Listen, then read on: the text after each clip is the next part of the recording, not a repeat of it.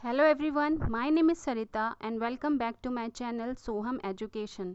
Friends, आज का हमारा टॉपिक है इम्पॉर्टेंट है बहुत, बिजनेस स्टडीज़ पार्ट 1 से है, दैट इज़ डायरेक्टिंग। उसमें आज हम इसका मीनिंग एंड डेफिनेशन देखेंगे, कैरेक्टरिस्टिक्स ऑफ डायरेक्टिंग देखेंगे एंड एलिमेंट्स ऑफ डायरेक्टिंग क्या होते हैं, ये सारी चीज़ें हम डिस्कस करेंगे। तो फ्रेंड्स, इसको स्टार्ट करने के पहले मैं ये कहना चाहूँगी कि अगर आप इस चैनल पे न्यू हैं तो इसे सब्सक्राइब करें और वीडियो को लाइक और शेयर करें। So without any delay let's get started. अब इसमें डायरेक्टिंग को हमें समझना पड़ेगा इसको स्टार्ट करने के पहले कि एग्जैक्टली होता क्या है ये। और डायरेक्टिंग जितना ऑर्गेनाइजेशन से रिलेटेड है किसी, उतना ही हमारे पर्सनल लाइफ से भी रिलेटेड है। जैसा कि जितने भी स्टूडेंट्स होते हैं, उनके टीचर्स उन्हें टाइम टाइम पर इंस्ट्रक्शंस देते हैं किस तरह से पढ़ना है, कैसे होमवर्क करना है, क्या क्या क्या चीज़ें आपको बेहतर करनी होंगी अपने पढ़ाई के लिए, तो वो सारी चीज़ें ये डायरेक्टिंग में ही आती हैं। अब जैसे पेरेंट्स होते हैं, पेरेंट्स भी आपको टाइम टाइम पे इंस्ट्रक्शंस देते हैं, ज़रूरत पड़ती है तो आपको मोटिवेट भी करते हैं, काउंसलिंग भी करते हैं जब जब आपको उसकी ज़रूरत पड़ती है। तो ये सारा जो चीज़ें हैं, मोटिवेशन, काउंसलिंग, ये सारी चीज़ें पार्ट हैं डायरेक्टिंग की। ये सारी चीज़ मिलकर ही डायरेक्टिंग होती है। अब इसमें हम मीनिंग देखेंगे। सबसे पहले, in simple words directing means giving instructions and guiding people in doing work. Directing का सिंपल सेंस में मतलब ये निकलता है कि किसी भी ग्रुप को, किसी भी पर्सन को इंस्ट्रक्शंस देना, उन्हें गाइडेंस देना किसी तरह की, जिससे कि वो अपने काम को बेहतर तरीके से कर पाएँ। ये सिंपल सेंस में इसका मीनिंग हो गया। अब हम इसकी डेफिनेशन देखते हैं। In the context of management of an organization, directing refers to the process of instructing, guiding, counseling, motivating and leading people in the organization to achieve its objectives। अगर हम मैनेजमेंट की बात करते हैं किसी ऑर्गेनाइजेशन की, चाहे स्मॉल हो चाहे बिग ऑर्गेनाइजेशन हो, हर ऑर्गेनाइजेशन में जिस तरह कम्युनिकेशन होता है उस तरह डायरेक्टिंग की भी ज़रूरत होती है। उसके बिना कोई भी गोल्स अचीव नहीं हो सकते। तो डायरेक्टिंग वो एक ऐसा प्रोसेस होता है जिसमें इन्वॉल्व होती हैं, क्या इन्वॉल्व होती हैं, इंस्ट्रक्शंस होती हैं, गाइडेंस होती हैं, काउंसलिंग होती है, मोटिवेशन होता है, लीडरशिप होती है इफ़ेक्टिव, जिससे कि ऑर्गेनाइजेशन के गोल्स बेहतर तरीके से अचीव की जा सकें। तो ये सारी चीज़ें मिलाकर डायरेक्टिंग बनती है। सो आई होप फ्रेंड्स कि आपको डायरेक्टिंग का मीनिंग एंड डेफिनेशन अच्छे से समझ में आया होगा। इसी के साथ आगे हम देखते हैं कैरेक्टरिस्टिक्स ऑफ डायरेक्टिंग क्या होते हैं। इसका सबसे पहला कैरेक्टरिस्टिक को हम फीचर्स भी कहते हैं। तो फीचर्स ऑफ डायरेक्टिंग या नेचर ऑफ डायरेक्टिंग, सबसे पहला है इट इनिशिएट्स एक्शन। ये एक्शन इनिशिएट करता है। कैसे?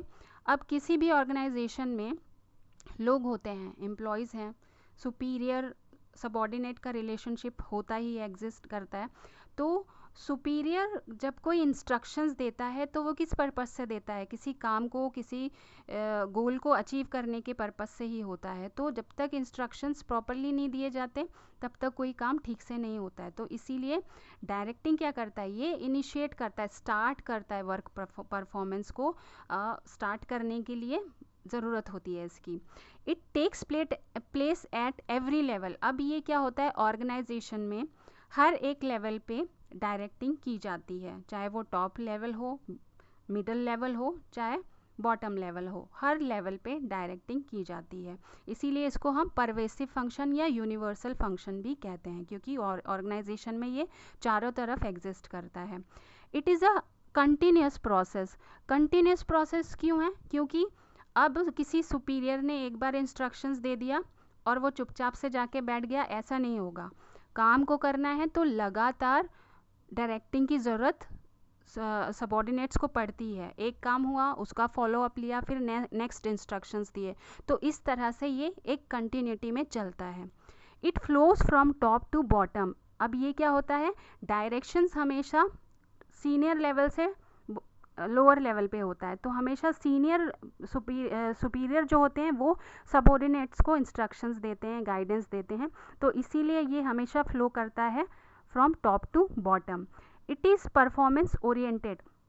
इसे हमने परफॉर्मेंस ओरिएंटेड क्यों कहा, ये इसकी एक कैरेक्टरिस्टिक्स है बहुत इंपॉर्टेंट।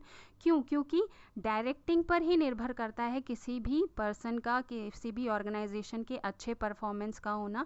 वो कितने अच्छे से उसको इंस्ट्रक्शंस मिल रहे हैं वर्किंग ग्रुप को, कितने अच्छे से उनको मोटिवेट किया जा रहा है, कितने अच्छे से उन्हें काउंसिल किया जा रहा है, कितने अच्छे से लीडरशिप प्रोवाइड की जा रही है। तो ये सारी चीज़ मिलाकर एक अच्छा परफॉर्मेंस देते हैं, जिससे कि एम्प्लॉयज़ अपना 100% देते हैं उस ऑर्गेनाइजेशन में।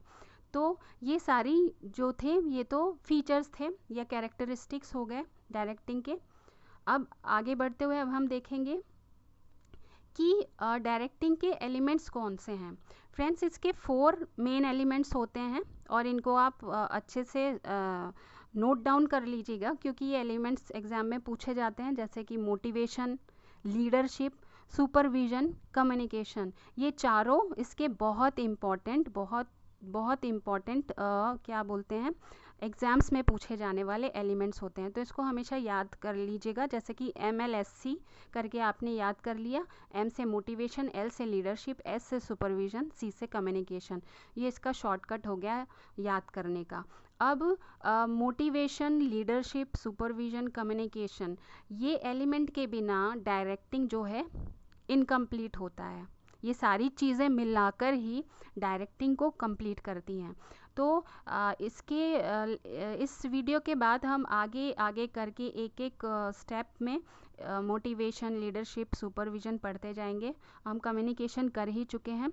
इसके साथ साथ मैं इसको थोड़ा सा बता देती हूँ कि जैसे कि मोटिवेशन है, मोटिवेशन में हम देखते हैं कि ऑर्गेनाइजेशन में जितने भी लोग हैं या किसी भी लेवल पे लोग हैं, तो उन लोगों को किस तरह से मोटिवेट करना, किस तरह से उनको सुपरवाइज करना, इस तरह से कि वो अपने किसी भी काम को बहुत अच्छे से कर सकें, अपने सेल्फ मोटिवेटेड होके भी। जैसे कि पॉलिसी होती है, कैरेट एंड स्टिक पॉलिसी हो गई एक। तो अब हमें देखना है कि वो पर्सन किस तरह से मोटिवेट होगा, पनिशमेंट से होगा या कुछ इंसेंटिव्स दे के वो मोटिवेट होगा। तो ये हम देखेंगे मोटिवेशन में। नीड्स के बारे में जानेंगे, थ्योरीज पढ़ेंगे, अलग अलग एक्सपर्ट्स जो हैं, जैसे अब्राहम मैस्लो की थ्योरी, ये सारी करके हम एक एक थ्योरी को देखेंगे। देन हम लीडरशिप में, लीडरशिप भी डायरेक्टिंग का पार्ट है। जैसे कि इफ़ेक्टिव लीडरशिप होना चाहिए। अगर लीडरशिप अच्छी नहीं होगी तो उस ऑर्गेनाइजेशन का जो परफॉर्मेंस है वो बहुत बेहतर नहीं होगा और उसके गोल्स अचीव नहीं होंगे। अब इसका एग्जांपल हम देख सकते हैं कि जैसे कि माइक्रोसॉफ्ट है या रिलायंस है। अगर इसके लीडर्स, जैसे बिल गेट्स है माइक्रोसॉफ्ट के और रिलायंस के, अंबानी हैं, अगर ये सारे लीडर्स इफ़ेक्टिवली अच्छे से, इनमें कुछ कैपेबिलिटी नहीं होगी अच्छे से, तो ये अपनी ऑर्गेनाइजेशन को अच्छे से इतना आगे नहीं ले जा पाते।